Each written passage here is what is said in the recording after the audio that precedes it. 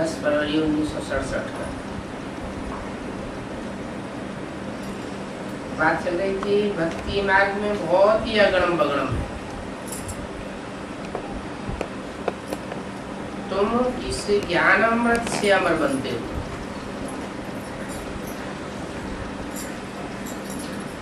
अकाल मृत्यु वहां होती नहीं है।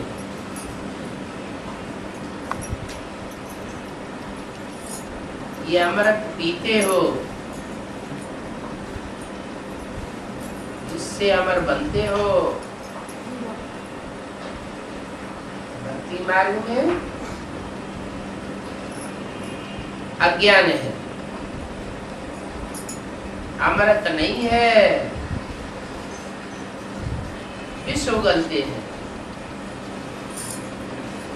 इसलिए घड़ी घड़ी मृत्यु को पाते रहते हैं। वहां तो अकाली मौत नहीं होती। तो ये बाप की सुनाई हुई अमर कथा है। बाप को और षष्ठी चक्र को चलाना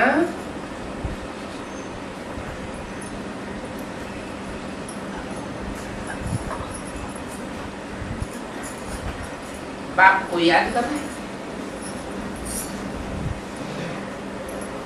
तुम बच्चियां सभी पार्वतियां हो। कैसे? सभी पार्वतियां कैसे होंगी?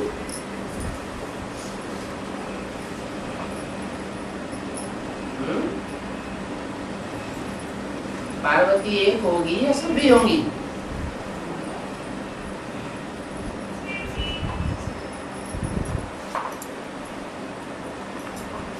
एक ने पार लगाया होगा या सभी ने पार लगाया होगा?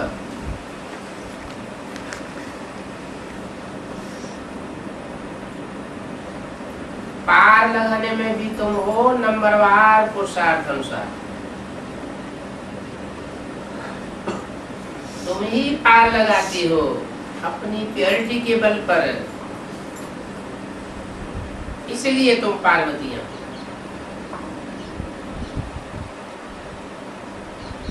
द्रौपदियां भी तुम हो। द्रौपदी अर्थात जिसका पद ध्रुव है, निश्चित है।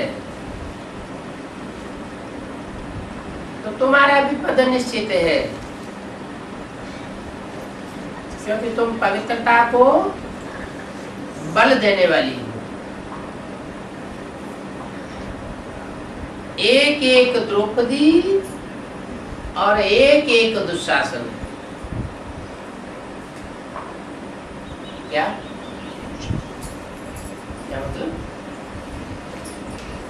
माना कन्याएं माताएं सब द्रौपदियां और पार्वती हैं, और पुरुष सब दुर्योधन दुशासन है।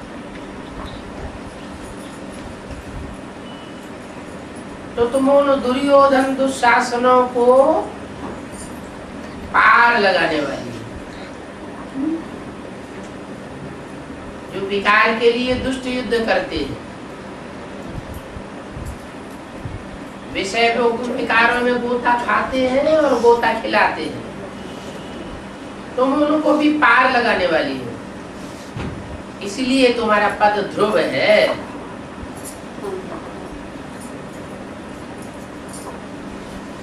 तुम्हारा पद अकाट्य है।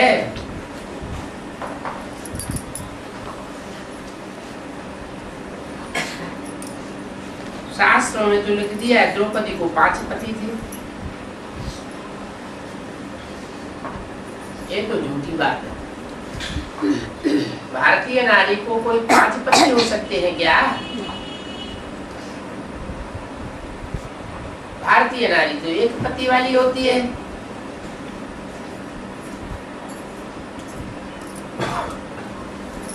ये तो उन्होंने एक रस्म रिवाज बनाई दी है।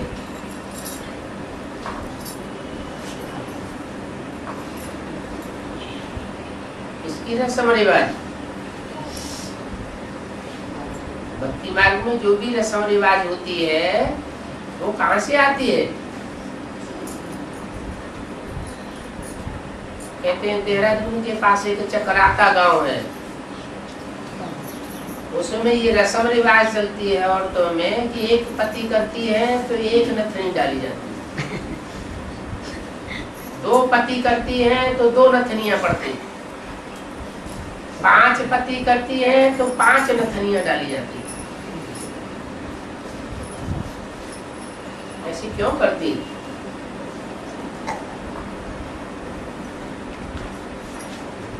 बुद्धि चक्कर खा जाती है, बुद्धि चकराती है तो हिलते हैं, और बाप आकर के बुद्धि को स्थिर हम बनाए देते हैं, तो बुद्धि चक्कर खाना बंद कर देती है। बुद्धि में बैठ जाता है कि न एक पति, न दूसरा, न तीसरा, न चौथा, न 5वां पति परमेश्वर है। पति परमेश्वर इनमें एक भी नहीं है। पति परमेश्वर तो एक परमपिता परमात्मा शिव बाबा ही है, वही सबको पावन बनाने वाला है। तो भक्ति मार्ग में ये रस्म चली आ रही है, फाउंडेशन तो सब संगम में पढ़ते हैं। तो देखो भक्ति मार्ग में भी कैसी कैसी गंदी रस्म रिवाज चल पड़ी है, वो मिसाल रखते हैं, झट मालूम पड़ जाता है इनको कितने पति हैं। काहे से मालूम पड़ जाता है चक्रता वालों को इनके कितने पति हैं? नथनियों से पता लग जाता है कि इनको 5 पति हुए। नथनिया क्या होती है? नाथ किसको डाली जाती है? बैल को नाथ डाली जाती है ना, नाक से पकड़ा जाता है। माया भी काहे से पकड़ती है? नाक से पकड़ती है। कहते हैं ना, अब हम तुम्हारी नाक डालेंगे, तो नाक डालना मना, पकड़ में लेना, अपने कंट्रोल में लेना।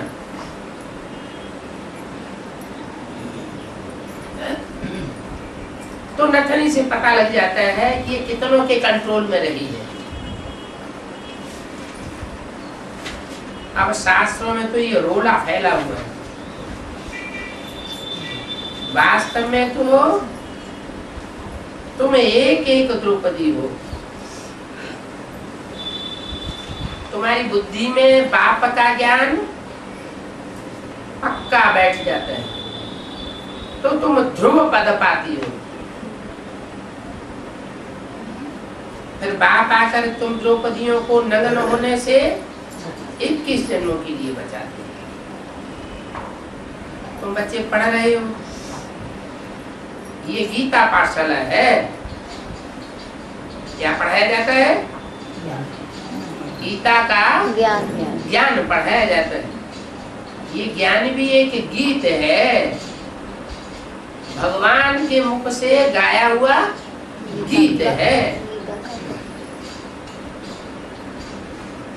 इसका कनेक्शन गीता से है। इस गीत को भी कोई ने धारण किया है। जिसने अव्वल धारण किया है उसका नाम पड़ा गीता। तो गीता को माता कहा जाता है। अब कोई कागज की गीता तो नहीं होगी। कागज की गीता ज्ञान को धारण करेगी क्या? नहीं।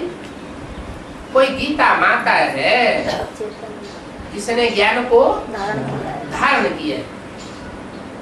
जब ज्ञान को धारण करती है फिर वो किसी के बंधन में नहीं आने वाली नहीं। और जब तक ज्ञान बुद्धि में धारण नहीं होता तो ये दुर्योधन दुशासन उसको अपने कब्जे में लेते रहते। बाप आकर के 21 जन्मों के लिए बचाते। यहाँ ये एम ऑब्जेक्ट सिनर से नारायण जैसा महाराजा बनने की तुमको पढ़ाई जाती है। क्या बनने की? नर से नारायण बनने की पढ़ाई जाती है। यहाँ सब भाइयों का बाप एक है। वो तो ऐसे ही कह देते हैं, हिंदू मुस्लिम सिख ईसाई सब आपस में भाई भाई कह देते हैं, पर उन सब का बाप भी तो एक होना चाहिए प्रैक्टिकल में। वो तो कोई है नहीं। तो यहाँ की बात है, यहाँ जब बाप आते हैं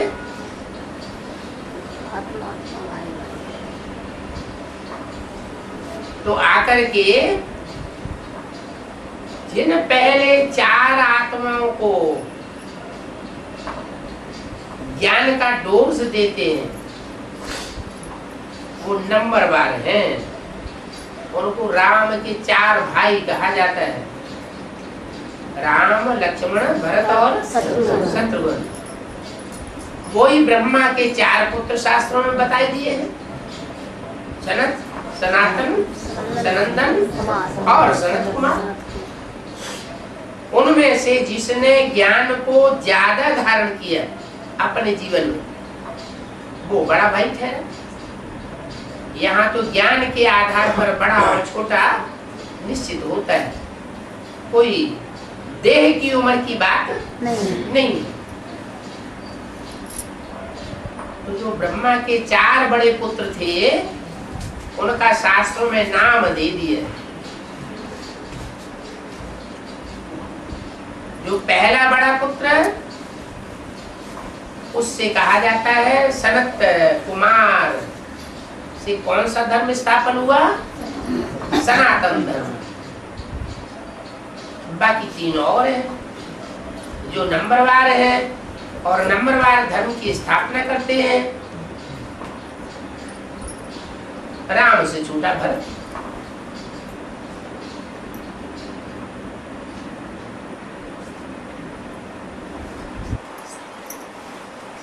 भरत को कहते हैं भरण पोषण करने वाला।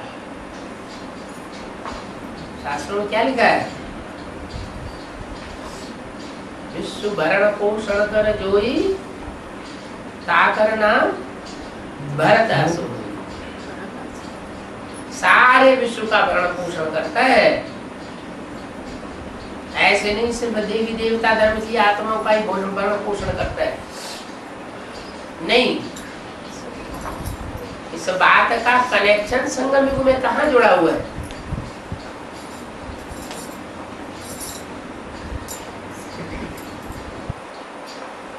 जो भी ब्रह्मा का दूसरे नंबर का बड़ा पुत्र है वो सारे विश्व की दूसरे नंबर की बीज रूप आत्मा है। उस बीज रूप आत्मा से दूसरे नंबर का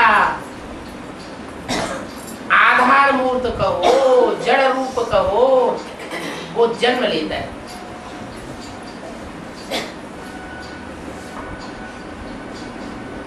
जड़ विस्तार वाली होती है या बीज विस्तार वाला होता है?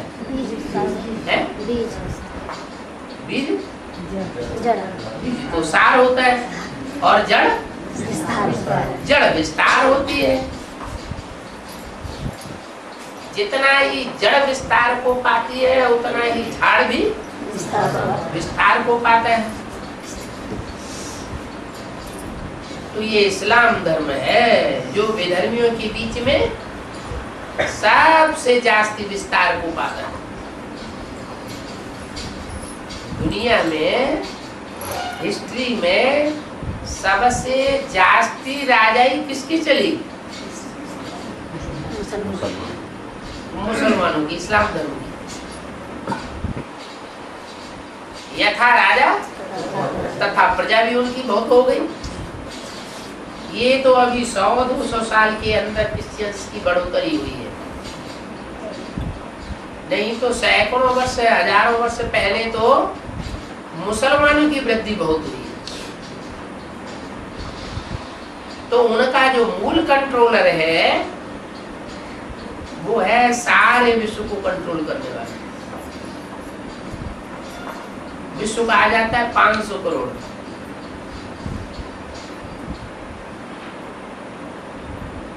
तो दूसरे नंबर का भाई हो गया तीसरे नंबर का लक्ष्मण,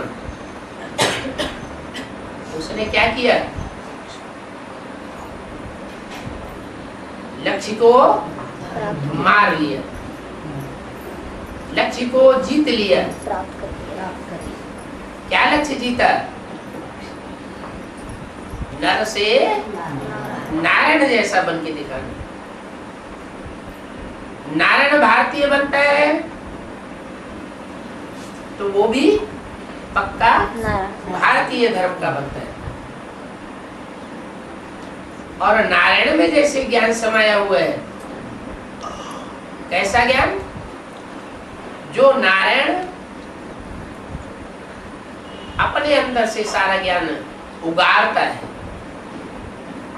इस दुनिया में किसी साकार मनुष्य से वो ज्ञान धारण नहीं करता।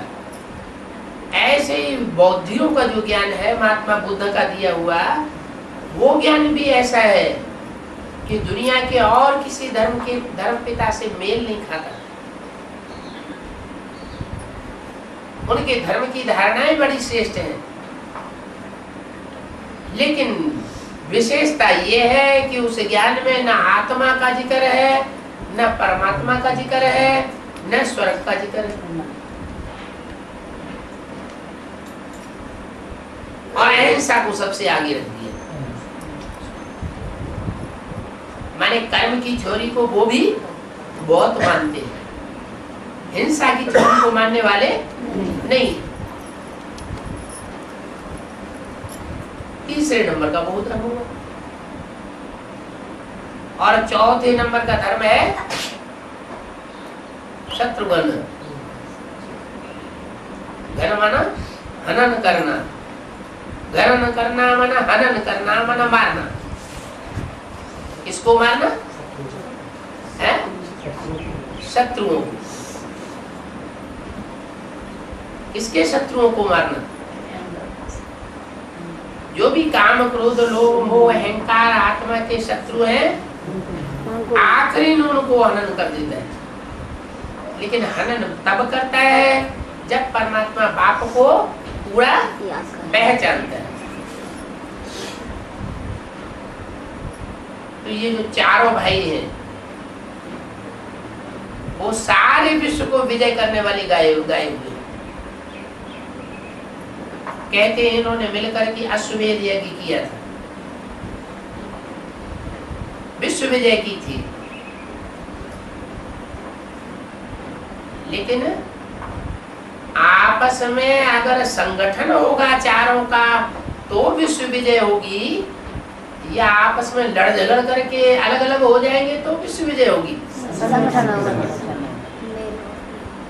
यूनिटी होती है, और यूनिटी तभी होती है, संगठित तभी होती है जब एक बाप को पहचानते। ब्राह्मणों की संगम युग दुनिया में ये पहचानने और विसारने की शूटिंग होती है। अभी ये चारों नंबरवार पहचानते हैं और नंबरवार भूलते हैं। उनमें एक है ध्रुव तारा, वो अटल रहता है। तो बोला ये चार प्रकार के बीज है और चारों भाइयों का बाप एक है, जो आकर के बढ़ाते हैं। चारों का बाप एक कौन है? शिव बाबा। शिव बाबा। भक्ति मार्ग में उसका नाम क्या दिया है? शिव शंकर है? शिव शंकर। ब्रह्मा। ब्रह्मा। ब्रह्मा के चार बड़े पुत्र थे। और दूसरा नाम क्या दिया है? राम लक्ष्मण भरत शत्रुघ्न, चारों के बाप का नाम क्या दिया है? दशरथ। दशरथ। इसका मतलब ये हुआ कि वो सुप्रीम सोल जब इस सृष्टि पर आता है तो आकर के जिन 10 आत्माओं को अपना आधार बनाता है वो दशरथ कहे जाते हैं। उनकी 10 आत्माएं आधार मूर्त बनती है जड़ रूप में।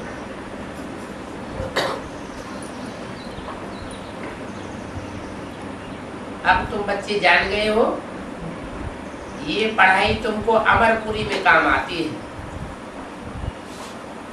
क्या? इस पढ़ाई की रिजल्ट अमरपुरी में मिलती है। इस मृत्यु लोक में तुम्हारी ये रिजल्ट मिलने वाली नहीं है। अमर कब बनेंगे? है?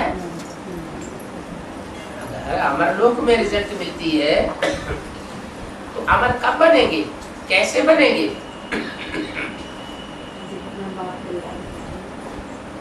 अमर तब बनेंगे जब ज्ञान में अमर बने, बाप की पहचान में अमर बनेंगे। क्या होता है? बाप अगर अपनी पहचान देते हैं, माया भाईडोरा डाल देती है। क्या भाईडोरा डालती है? तो बच्चे बुद्धि में ये बात बैठा लेते हो कि बाप आया हुआ है। माया और मायावी पुरुष जो तुम्हारी बुद्धि को खराब करते हैं, वो तुम्हारी बुद्धि में ये बात निकाल देते हैं। क्या? ये बाप आया हुआ है।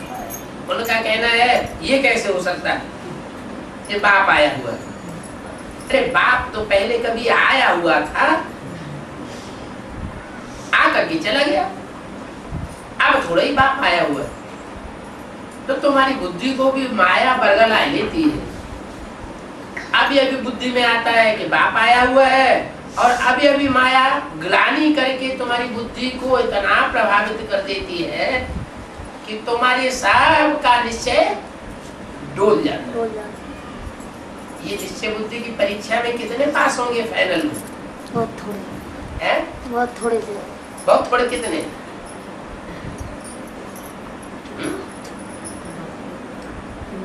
कितने पास होंगे? 4 लाख 4 लाख पास होंगे। फिर प्रजा कौन बनेगा? अगर 4 लाख पास हो जाएंगे तो प्रजा कौन बनेगा? पहले जन्म की प्रजा तो पास होती है, फेल हो जाती है। प्रजा तो पुरुषार्थ ही नहीं करती, पास फेल का सवाल ही नहीं। पुरुषार्थ कितने करेंगे? 16,108। जो पढ़ाई पढ़ेंगे रेगुलर नंबरवार, वो ही फेल पास होंगे। जो पढ़ेंगे ही नहीं, आए संदेश लिया कि भगवान आया हुआ है, एक कान से सुना दूसरे कान से निकाल दिया। तो जब उनकी बुद्धि में ये बात बैठ जाएगी कि भगवान आया हुआ है, थोड़ा समय बुद्धि में बैठा और बाहर गए, खलास हो गए। तो जैसे भक्ति मार्ग में कथा सुनते हैं और बल्ला जाकर के बाहर झाड़ देते हैं, तो ऐसे ही भगत ही हुए ना कि भगवान बाप के बच्चे बन जाएंगे।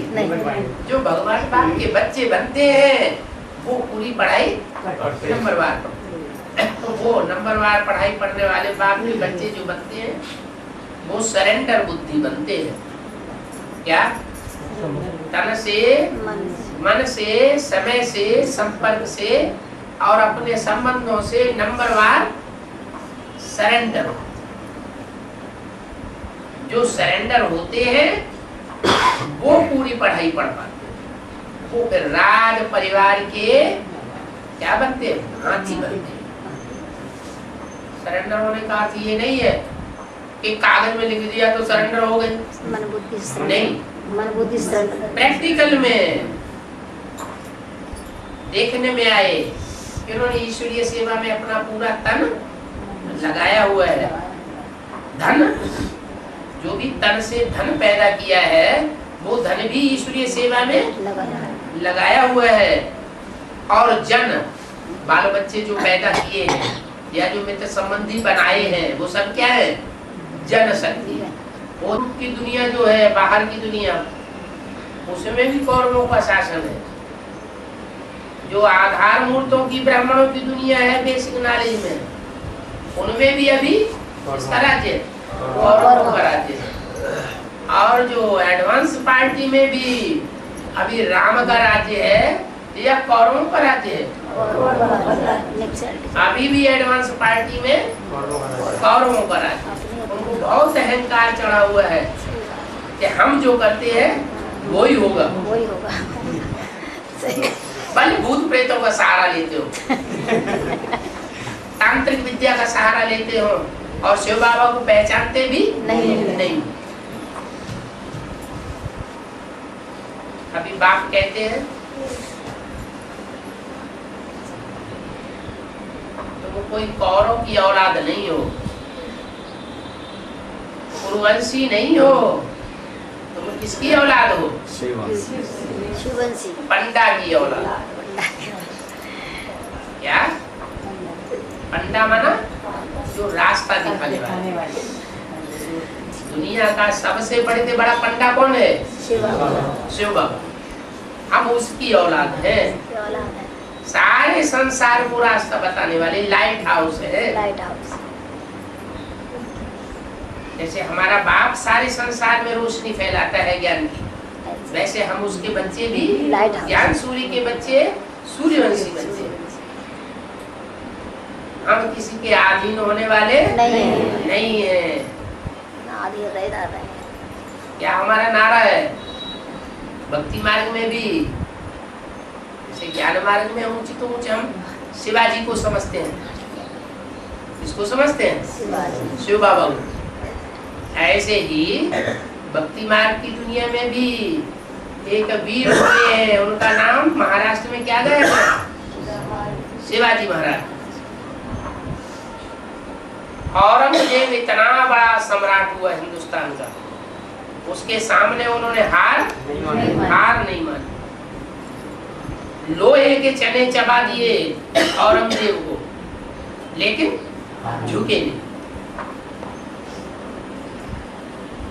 तो ये सूर्यवंशी जो बच्चे हैं वो किसी से झुकने वाले नहीं है। इनके लिए बोला है कि तुम बच्चे अभी पढ़ रहे हो एक बाप से, तुम कोई अनेकों से पढ़ने वाले नहीं हो। किससे पढ़ने वाले हो? एक बाप। सिर्फ एक बाप से पढ़ने वाले हो और किसी की बात सुनने वाले नहीं हो। तुम्हारी बुद्धि में ये बैठा हुआ है कि हमने जिसको निश्चय किया है ज्ञान के आधार पर, ज्ञान के नेत्र से जिसको पहचाना है कि ये हमारा बाप है, हम उस बाप को ही फॉलो करेंगे, उस बाप की ही बात मानेंगे और किसी की बात नहीं सुनने वाले नहीं।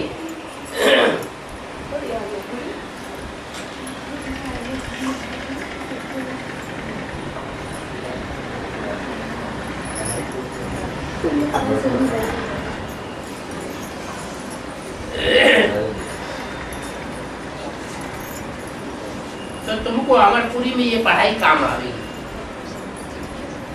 क्या?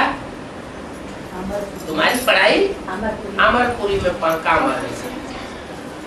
और उन कौरवों की जो पढ़ाई पढ़ाई जाती है वो कहाँ काम आती है?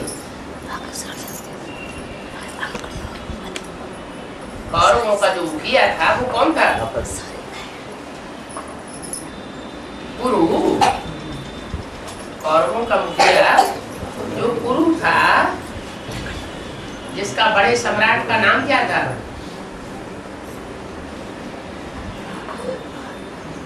कुरु वंश में एक जो बड़ा सम्राट हुआ है उसका नाम क्या हुआ? धृतराष्ट्र। सारे राष्ट्र को जिसने धर लिया, धारण कर लिया। क्या माने? राष्ट्र माने धन संपत्ति, जिसने सारी दुनिया की धन संपत्ति को अपने कब्जे में करके रखा। आज की गवर्नमेंट भी कैसी है? नए नए तरीके निकालती है कि कैसे लोगों का धन संपत्ति खींच करके अपने कंट्रोल में करती है। इनकम टैक्स के नए नए तरीके निकाले जाते हैं कि लोगों के पास कुछ न बचे, सारा हमारे पास है। जैसे बैंकों में ब्याज ही देते हैं, लोगों का पैसा बैंकों में डाला जाता है, तो क्या करते हैं? महंगाई बढ़ाएंगे 15 और 20%, और उसका ब्याज क्या भाव देंगे? 5% नहीं, 3%। 5% जो ब्याज देते हैं उसमें इनकम टैक्स लगा। जिस ब्याज में इनकम टैक्स नहीं लगाते हैं वो सिर्फ है 3%। तो घाटा किसको आएगा? जनता। ब्याज देने वाली बैंकों को घाटा आएगा या ब्याज लेने वाले उसमें जो पैसा डालने वाले हैं उनको घाटा आएगा? डालने वाले उनको घाटा। बैंकों से जो लोन दिया जाता है उस लोन में जब लोन लेते हैं माना पैसा बैंक वाले देंगे जब तो 15-20% ब्याज है, 12% तो कम से कम ब्याज देना ही पड़ेगा। और जब पब्लिक का पैसा लेते हैं तो कितना ब्याज देते हैं? 3% ब्याज देते हैं। तो ये सब क्या है? लोगों की धन संपत्ति अपने कब्जे में करना हुआ ना। ये कौरवों की गवर्नमेंट है, धृतराष्ट्रों की गवर्नमेंट। ये अंधे हैं, ये नहीं समझते हैं कि हम जितना कल्याण करेंगे पब्लिक का उतना हमारा कल्याण अगले जन्म में होना ही होना।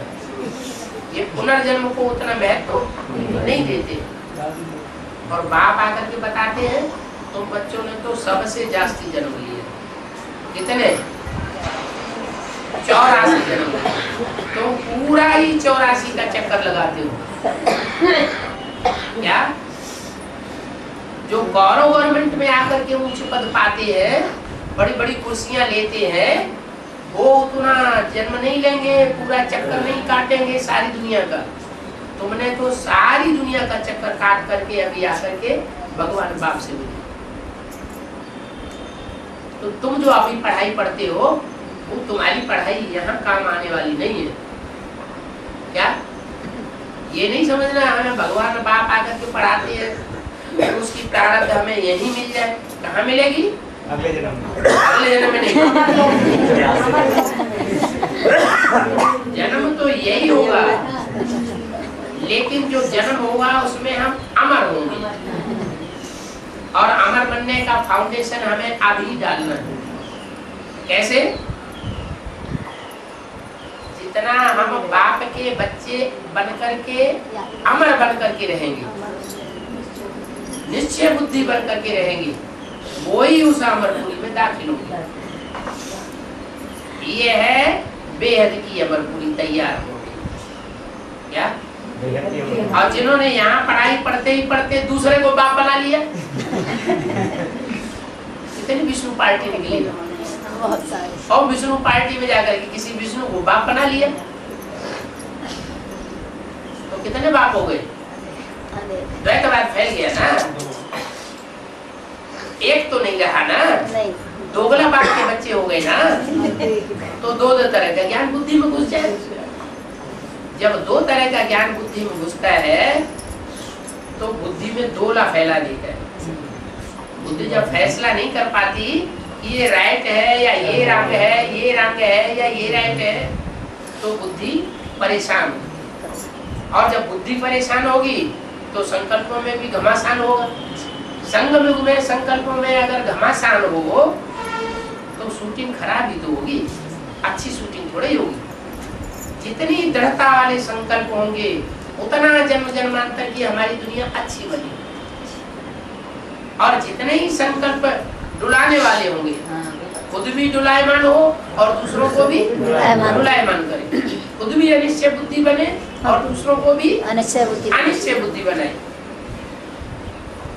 ऐसा जो ज्ञान है वो गुरुओं से आता है, एक बाप से नहीं आता, 2-2, 3-3, 4-4 बाप से आता है। इसलिए 10 धर्म झाड़ में दिखाई दे। 10 धर्मों के 10 बाप है। उनको कहा गया 10 रथ। क्या? 10 रथ। और राम किसकी औलाद थे? दशरथ की औलाद है। 10 रथ माने यज्ञ में कोई दशरथ हुए हैं। उन दशरथों की 10 आत्माओं की रहबरी में राम वाली आत्मा को भी आकर के पालना लेनी पड़ी। और पालना लेकर के उसने सच्चाई को धारण कर लिया। 10 रथों ने सच्चाई को धारण नहीं धारण किया, उस एक ने धारण किया। तो ये है तुम बच्चों की रूह। यहाँ रूह बाप रूहों से वार्तालाप करते हैं। क्या रूहों से वार्तालाप कैसे होगा? रूह तो बिंदी होती है, बाप बिंदी है, बाप बिंदी है, और बच्चे भी बिंदी बिंदी आत्माएं हैं। तो बिंदी की बात बिंदियों से होती है नहीं? क्यों? हाँ, बिंदी से बिंदी की बात होने की बात नहीं है।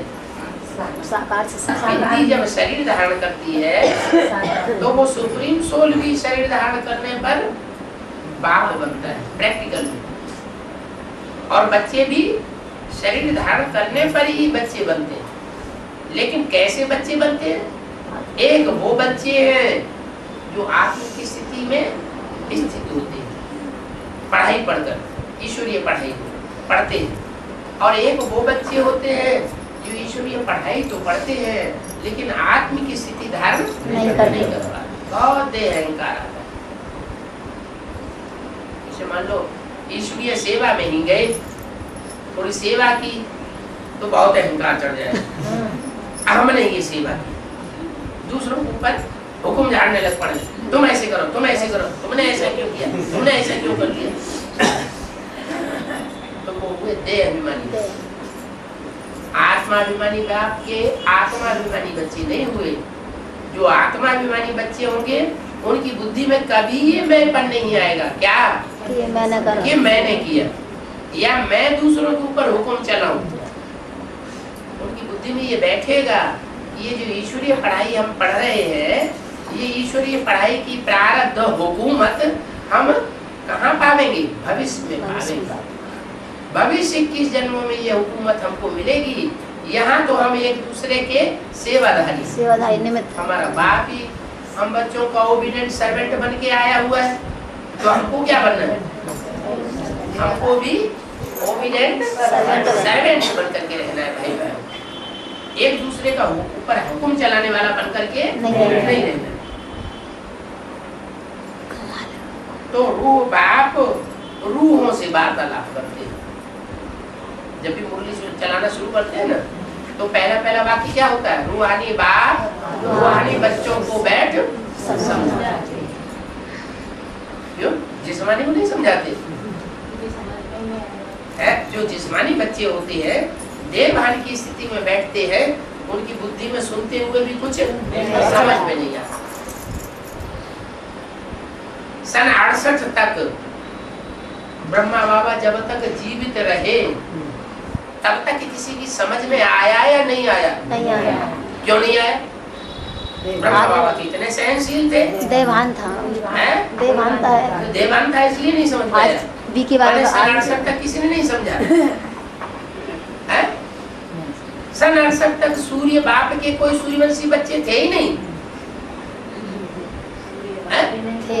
सूर्यवंशी नहीं थे, सब दूसरे वंश के थे। नहीं थे सूर्यवंशी,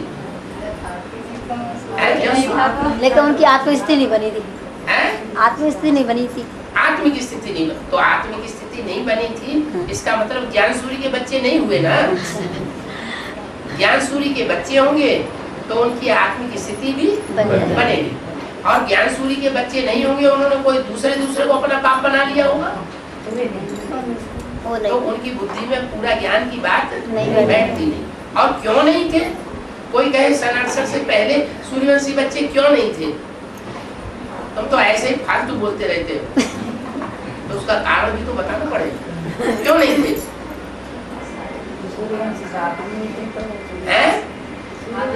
क्यों? ज्ञान सूर्य शिव जो है वो ब्रह्मा के अंदर पढ़ाई नहीं पढ़ाता था। पढ़ाई है, वो माँ का मृदुल पाठ था। माँ के रूप में पाठ बजाता था, माँ के रूप में पढ़ाई पढ़ाता था, लेकिन था तो ज्ञान सूर्य। लेकिन माँ के पैर बच्चे बिगड़ जाते हैं।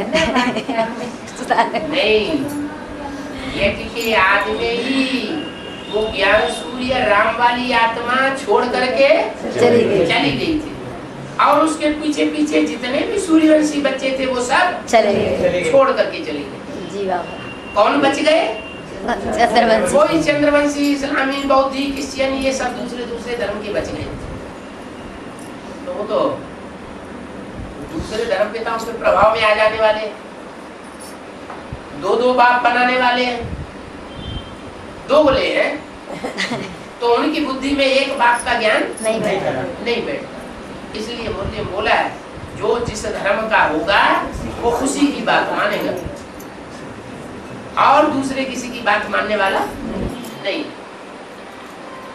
तो ब्रह्मा बाबा ने जब शरीर छोड़ दिया उसके बाद वो ज्ञान सूर्य राम वाली आत्मा यज्ञ में आती है और यज्ञ में आकर के ज्ञान सूर्य बाप उसमें प्रवेश करते हैं, बाप के रूप में सन 76 में प्रत्यक्ष, जिसे सन 76 को बाप का प्रत्यक्षता वर्ष मनाया गया। कौन से बाप का प्रत्यक्षता वर्ष? विधर्मियों के बाप का प्रत्यक्षता वर्ष नहीं, सूर्यवंशियों के बाप का प्रत्यक्षता वर्ष। तो वो सूर्यवंशी बाप कहते हैं, सूर्यवंशियों के बाप कहते हैं कि मैं रूह हूँ। क्या? मैं 5000 वर्ष के षष्ठ चक्र में कभी भी एक सेकंड के लिए भी देवभान में नहीं आता हूँ। जो देवभान में आते हैं वो फिर जन्म मरण की चक्कर से आते हैं। मैं कभी भी देवभान में नहीं आता, इसलिए मैं जन्म मरण के चक्र में नहीं आता। तो जो देहभान है वो नीचे गिराने वाला है।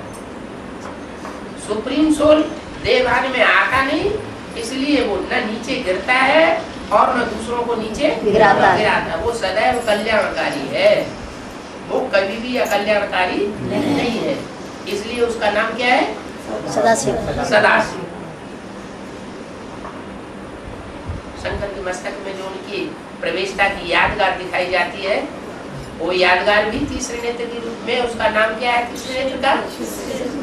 सदाशिव, शिव नेत्र। कैसा नेत्र? शिव नेत्र, कल्याणकारी नेत्र। जो भस्मासुर जैसे पार्ट बजाने वाले, कंसी जरासंधी जैसे पार्ट बजाने वाले हैं, उनके ऊपर भी कल्याण की दृष्टि है। इनका भी कल्याण हो जाए। कितना कल्याण हो जाए? ये भी स्वर्ग में आ जाए, ये भी स्वर्ग के सुख हो गए।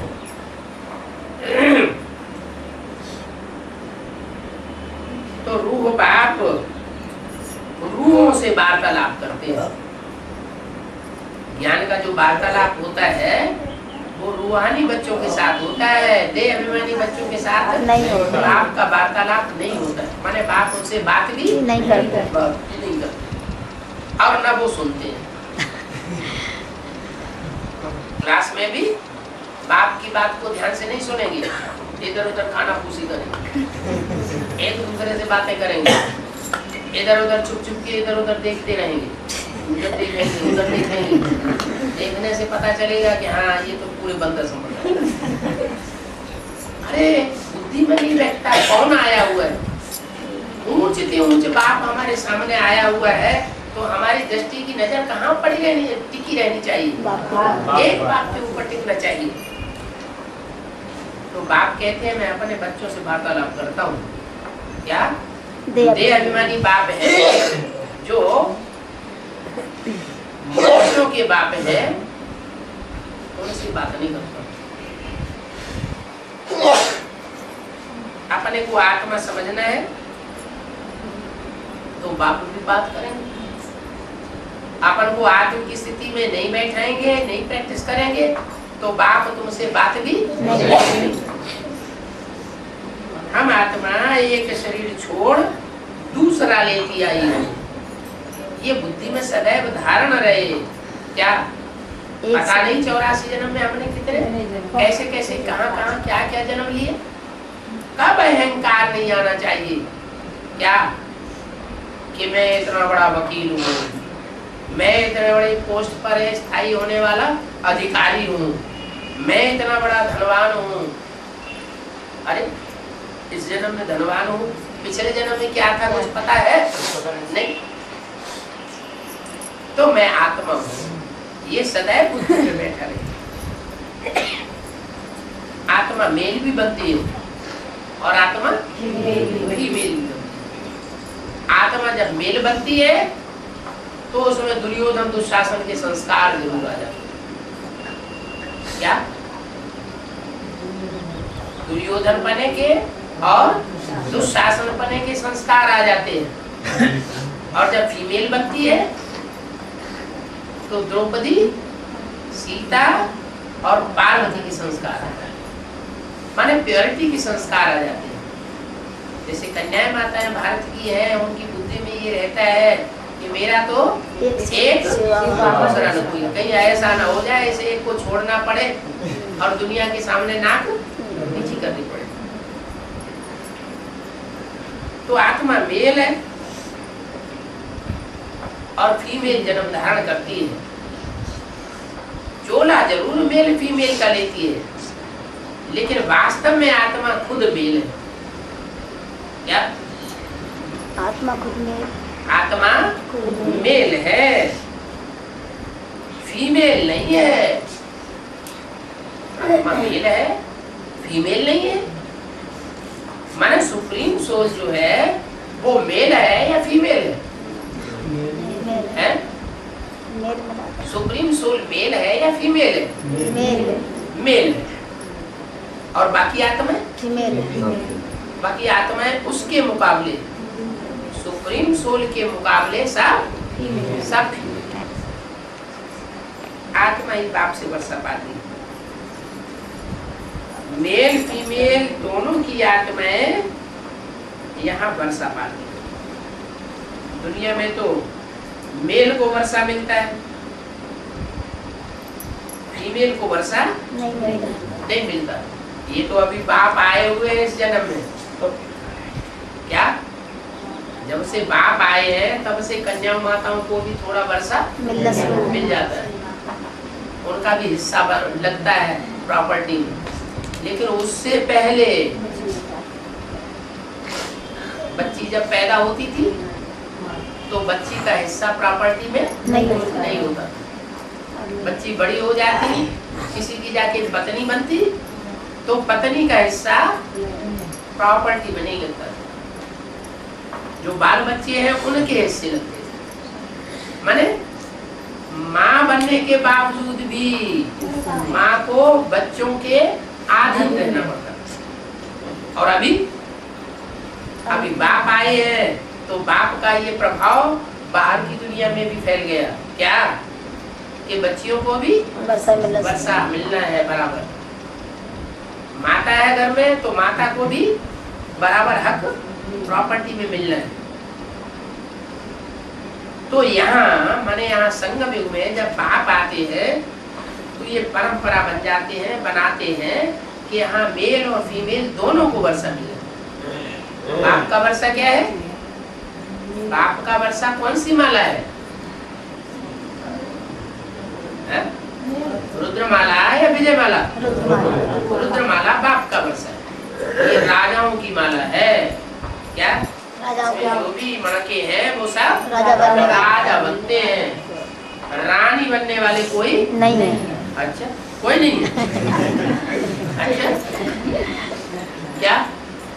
अच्छा ये बताओ, नारी है, नारी है या नर है? माता है, पहले बताओ। आप नर हैं? अभी नारी है या नर है? नर है। कैसे? संस्कार आत्मिक स्थिति सब नर है।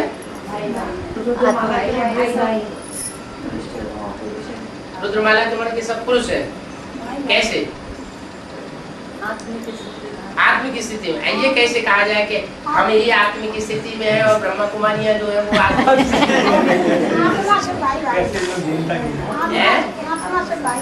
भाई भाई है। अच्छा, तो फिर आप राजा बनेंगे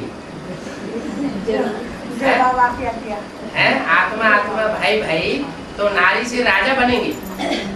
लेकिन गायन नारी से लक्ष्मी बनने का है, नारायण बनने का है? नारी से लक्ष्मी बनने का है, नारायण बनने का है। नारी से लक्ष्मी बनने का है तो लक्ष्य धारण किया है या नहीं? लक्ष्य क्या धारण किया? नारी से लक्ष्मी बनने का। फिर अभी राजा बनना है कि रानी बनना है? राजा आप आ गए तो रानी बनना है, तो फिर क्या बनना पड़ेगा? है? नर बनना पड़ेगा, नरचोला धारण करना पड़ेगा। और नरचोला धारण करेंगे, अगर नारी चोला अभी है और नर चोला धारण करेंगे तो नारायण बनेंगे। नारायण तभी तो नारायण बनेंगे। अच्छा, तो फिर रुद्रमाला में चाहे स्त्रियां हैं चाहे पुरुष हैं, चाहे मेल है चाहे फीमेल है, वो सब क्या है? पुरुष बच्चे, बाप के बच्चे, राजा बच्चे सब आत्मिक स्थिति वाले हैं। इसलिए जो आत्मिक स्थिति धारण करते हैं वो सब मेल बनते हैं। माने स्त्री चोला भले है, लेकिन अगर बाप की जो पढ़ाई हुई पढ़ाई है उस पढ़ाई को पूरा धारण किया तो नारी चोला होते हुए भी क्या बनेंगे? पुरुष का नर बनेंगे। नर बने, नारा। तो ये हार्मोन्स सारे चेंज हो जाएंगे।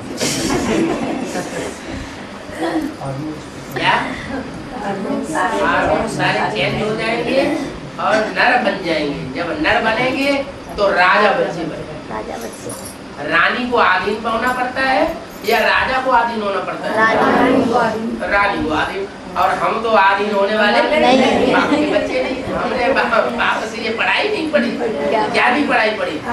आधीन रहना है, न कोई को आधीन रखना है। जो दूसरों को आधीन करेंगे तो खुद भी आधीन रहना पड़े। माने स्वतंत्र रहो और स्वतंत्र रहो। इसलिए बोला आत्मा है मेल, आत्मा मेल है वास्तव में। तो जो असली है वास्तव में आत्मा, उसको वही स्वभाव संस्कार धारण करना चाहिए। मान लो विजय माला होगी तो उसमें स्त्री पुरुष नहीं होंगे, हैं? उसमें भी स्त्रियां होंगी, पुरुष भी होंगे, लेकिन वो सब क्या बनेंगे? वो रानी। माने उनमें आधीनता का कुछ न कुछ संस्कार रहेगा। भले महारानी भी बने तो भी किसके अधीन रहेगी? महाराजा के अधीन रहेगी। तो जो आधीनता का संस्कार है वो विजय माला में कहाँ से आया? संगम में। कैसे हैं? किन्होंने? उन्होंने किसको अधीन बनाया? हैं? वो आप नहीं बना रहे बजा? नहीं। माने वो अभी भी उसी को फॉलो कर रहे हैं, ब्रह्मा को। इसको फॉलो कर रहे हैं, ब्रह्मा को फॉलो कर रहे हैं। जिस ब्रह्मा को उसके बच्चों ने हाथ फेल कर दिया, इतना आदमी बनाया, इतना मजबूर कर दिया, उसी ब्रह्मा को फॉलो करते हैं। तो जिसको फॉलो करेंगे वैसे ही बनेंगे। अगर स्वतंत्र रहा हो और स्वतंत्र रहने दो, ऐसा गुण धारण करने वाले को फॉलो करेंगे तो ऐसे ही बनेंगे। तो एक है सूर्य और एक है चंद्रमा। चंद्रमा रोशनी के लिए किसके अधीन है? सूर्य। तो सूर्य के अधीन। रोशनी चंद्रमा को सूर्य से मिलती है और पृथ्वी को भी रोशनी सूर्य से। जितने भी चांद सितारे हैं, जितने भी ग्रह उपग्रह हैं, उनको रोशनी किससे मिलती है? सूर्य से मिलती है। अच्छा, तो सारे अधीन हो जाने चाहिए 9 लाख। 9 लाख सितारे पे सारे अधीन होने चाहिए कि नहीं? फिर तो सब में जो 9 लाख सितारे हैं कि नहीं? गाए हुए हैं ना। तो 9 लाख सितारे जो है वो सारे रोशनी किससे लेते हैं? सूर्य से रोशनी लेते हैं। तो सारे ही अधीन हो गए ना चंद्रमा की तरह?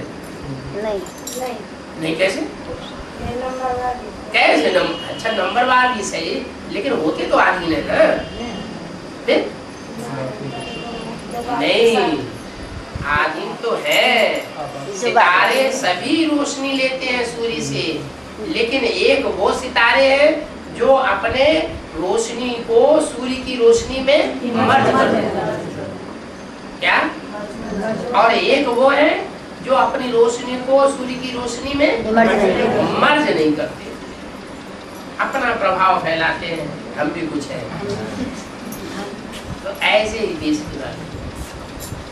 बेसिक में जितने भी हैं उनमें कुछ न कुछ अहंकार थोड़ा रहता है। आत्मा नहीं बन पाते। क्या? आत्मस्थिति बन पाती। सब कुछ तेरा, कुछ नहीं कुछ मेरा। नहीं मेरा। ये स्टेज उनकी नहीं धारण हो पाती। माने अपनी रोशनी को उस ज्ञान सूर्य की रोशनी में पूरा मर्ज नहीं कर पाते, इसलिए वो आदमी। और जो पूरा ही मर्ज कर देते हैं वो पक्के स्वाधीन सूर्य से।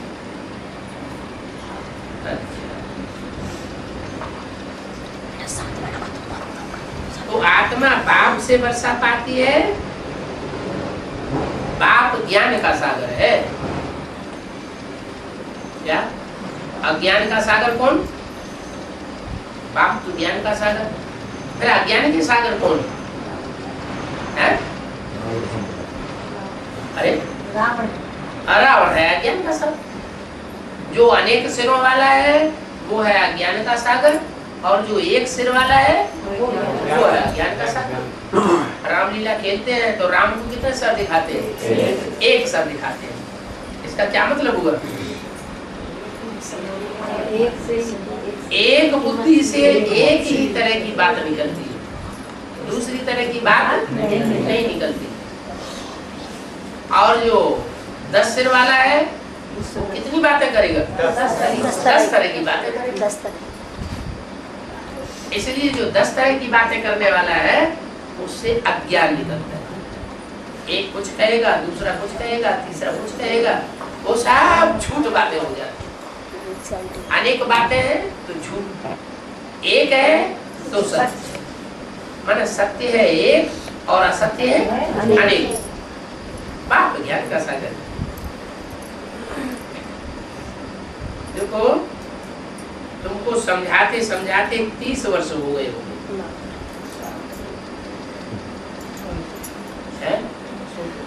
कब की बात है? 67 की, 67 की मुरली है रात्रि क्लास। तो तुमको समझाते समझाते कितने वर्ष हुए होंगे? 30 वर्ष हुए होंगे। ये निराकार भगवान वाच है सब आत्माओं की।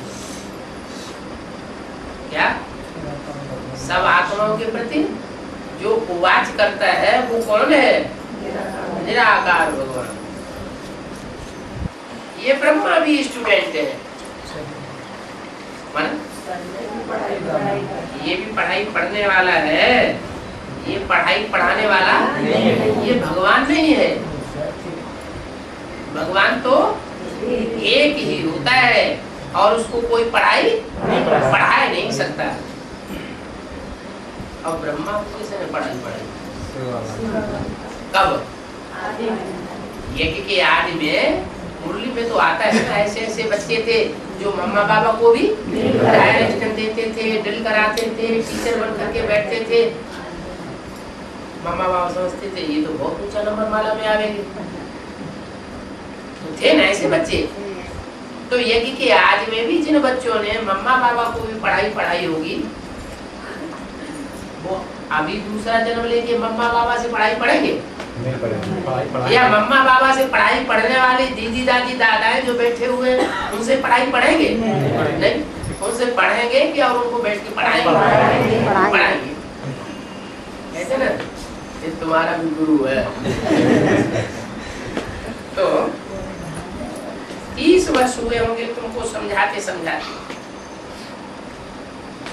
ये समझानी निराकार शिव भगवान वाचे है, सब आत्माओं के प्रति है। क्या? जो भी आत्मिक स्थिति में स्थित होने वाले बच्चे हैं उनके लिए है ये पढ़ाई। तो ये पढ़ाई कौन से बच्चे पढ़ पाएंगे और कितने बच्चे पढ़ पाएंगे? 4.5 लाख आत्मा पढ़ पाते हैं। क्या जो प्रजावर्ग की आत्माएं होंगी पहली डायनेस्टी की, संगम की डायनेस्टी की, वो सारी पढ़ाई पढ़ने वाली होगी। प्रजा पहले जन्म की जो प्रजा होगी उसकी भी ये विशेषता होगी। क्या क्या विशेषता होगी? कि ज्ञान में दुनिया की सब आत्माओं से तीखी हुई। सारी दुनिया को वो पढ़ाई पढ़ाने वाले चमकते हुए सितारे संसार में नजर आएंगे और सारी दुनिया में फैले हुए होंगे। क्या सारी दुनिया में सब देशों में सब धर्मों में फैले हुए होंगे। सबको पढ़ाई पढ़ावेंगे, लेकिन उनको कोई पढ़ाई दूसरे धर्म वाला नहीं पढ़ाई पढ़ा सकता। तो ये ब्रह्मा भी स्टूडेंट है, ये भी टीचर सुप्रीम टीचर नहीं है। जैसे बेसिक नॉलेज वाले क्या समझते हैं कि गीता का भगवान कौन है? साकार में कौन है? दादा लेकर आए। वो तो दादा लेकर आए ब्रह्मा को ही गीता का भगवान समझते हैं। तो सुप्रीम सोल हो गया ना, सुप्रीम टीचर हो गया ना। कौन? उनकी नजर ब्रह्मा बाबा सुप्रीम टीचर हो गया। और बाबा मुरली में क्या कहते हैं? ये ब्रह्मा भी स्टूडेंट है, पढ़ाई पढ़ रहा है। माने ये भी कोई साकार से पढ़ाई पढ़ने वाला है। ये भी कोई सुप्रीम टीचर का रूप नहीं है। ये कोई गीता का भगवान नहीं है। पढ़ाने वाला एक शिव बाबा है, एक शिव बाबा और 2 शिव बाबा।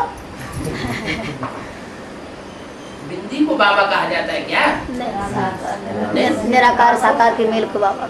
जब निराकार ज्योति बिंदु कोई साकार में प्रवेश करे और संसार में प्रवेश होकर के प्रत्यक्ष हो जाए तब वो शिव बाबा। तो निराकार साकार के मेल को बाबा कहा जाता है। दुनिया के जो भी संबंध सिर्फ बाबा की बात नहीं, बाबा माने ग्रैंडफादर, ग्रैंडफादर की बात नहीं, ग्रैंड मदर, चाहे ग्रैंडफादर, चाहे एल्डर ब्रदर, चाहे छोटा भाई हो बड़ा भाई हो, कोई भी संबंध दुनिया के बनते हैं वो निराकार और साकार के मेल से बनते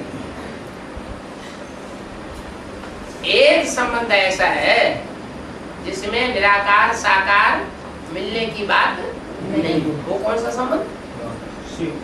बाप और बच्चे। बाबा और बच्चे नहीं, बाबा माने ग्रैंडफादर, बाप सुप्रीम सोल शिव और बिंदी बिंदी आत्माएं हम सब बच्चे। वो एक ही संबंध ऐसा है जो शिव के साथ बनता है, शिव ज्योति बिंदु के साथ। लेकिन जब वो शिव ज्योति बिंदु साकार में आता है तो अनेक प्रकार के संबंध बच्चों के साथ जोड़ता है। तो ये ब्रह्मा भी स्टूडेंट है, पढ़ाने वाला तो एक शिव बाबा है। फिर तुम सब सीख करके पढ़ाते हो। किससे सीख करके? शिव बाबा से सीख करके पढ़ाते। क्या और कोई से नहीं सीखते हो तुम? तुम शिव बाबा से सीख करके पढ़ाते हो। तुम ब्रह्मा से सीख करके नहीं पढ़ाते हो। ब्रह्मा खुद अभी भी पढ़ाई पढ़ रहा है। क्या अभी भी ब्रह्मा माने कृष्ण की सोल पढ़ाई पढ़ रही है, पढ़ाने वाली नहीं है। उसको साकार में पढ़ाई पढ़ाने वाला कौन है? शिव बाबा। अब ब्रह्मा कुमारी इस बात को मानेगी? नहीं मानती। वो तो नहीं मानेगी। वो कहीं है, वो तो सुप्रीम टीचर था, गीता का भगवान था। तुम कहीं है, वो कहाँ से गीता का भगवान? ऐसे बोला ये भी स्टूडेंट है। कृष्ण की आत्मा में पढ़ाई पढ़ती है। तो मुरली की बात सच्ची है, तुम्हारी बात सच्ची? मुरली की बात पत्थर की लगी तो समझाना पड़ेगा। क्या कि ब्रह्मा की सोल भी चंद्रमा के रूप में शंकर में प्रवेश करके पढ़ाई पढ़ती है। फल उस बच्चे को सर माथे पर बिठाया हुआ है। क्या? क्योंकि बाप की बच्चों में आस रहती है। आस रहती। क्या आज नहीं तो कल इसकी बुद्धि के बिखरेंगे बादल। क्या ये ऐसी नवैया है, इस नवैया में बैठा हुआ है, ये ऐसा कृष्ण कन्हैया है कि जो आज नहीं तो कल ये नैया पार जाएगी। ये नैया डूबने वाली नहीं। कौन सी नैया? शिव बाबा जो कृष्ण कन्हैया रूपी आत्मा की नैया इस समय साकार है, शरीर रूपी नैया। कौन है? शिव बाबा। जगदम्बा। जगदम्बा जो है वो इस समय नैया है, भव सागर में पड़ी हुई नैया। क्या? संसार सागर में पड़ी हुई नैया, विषय सागर में गोते खाने वाली नैया। वो नैया डूबने वाली नहीं है। क्यों नहीं है डूबने वाली? क्योंकि कृष्ण जैसा पहला पत्ता इस सृष्टि का उस नवैया में बिखरैया है और शिव बाप उसका खिवैया है, इसलिए नहीं डूबने वाली। तो ये पढ़ाई कितनी सोर्स ऑफ इनकम है। सबको ब्रह्मचर्य में रहना पड़ता है। एक जन्म विकार में न गए तो क्या बड़ी बात है। बाप कहते हैं हमारी दाढ़ी की लाज रखो, ऐसे विकार में जाने की चलन छोड़ दो। ऐसी चलन न चलो जो बाप का नाम बदनाम। कैसे नाम? बाप का नाम बदनाम हो जाए। अरे हमारी घरवाली है, हम घरवाली के साथ विकार में जाते हैं, विकारी सुख लेते हैं, तो बाप का नाम इसमें क्यों बर्बाद हो जाएगा, बदनाम हो जाएगा? क्यों बदनाम हो जाएगा?